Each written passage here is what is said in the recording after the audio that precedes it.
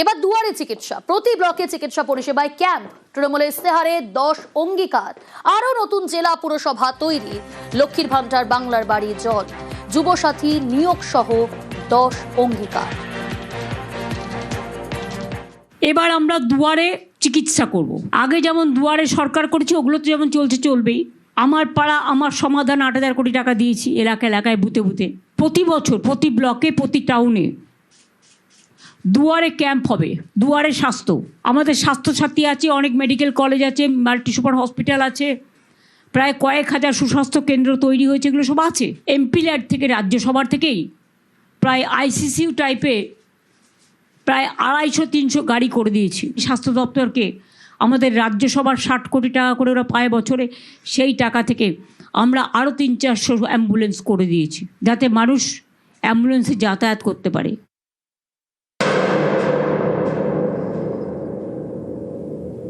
মহিষাদল থানায় ঢুকে পুলিশকে ধমক শুভেন্দু অধিকারীর।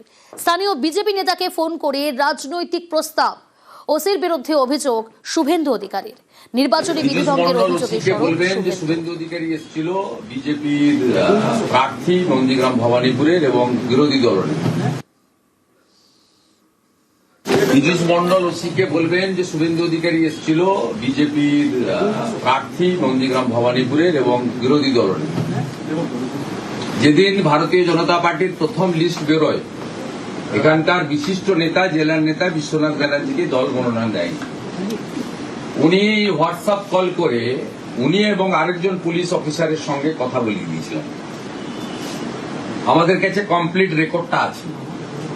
আফটার এমসিসি এগুলো পুলিশের কাজ নয়।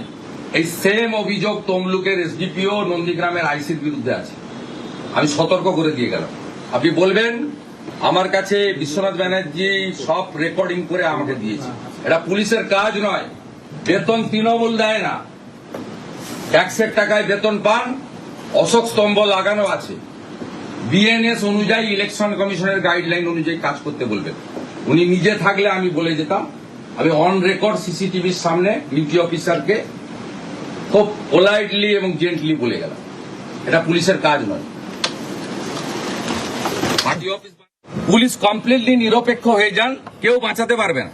আমরা এবারের নির্বাচন অন্যভাবে করব, পরিষ্কার করতে। সতর্ককরণ করে গেলাম, এগুলো সব ভদ্র হয়ে যান, ভদ্র হয়ে যান, নইলে আইন মানতে বাধ্য করব, যা দরকার তাই করব।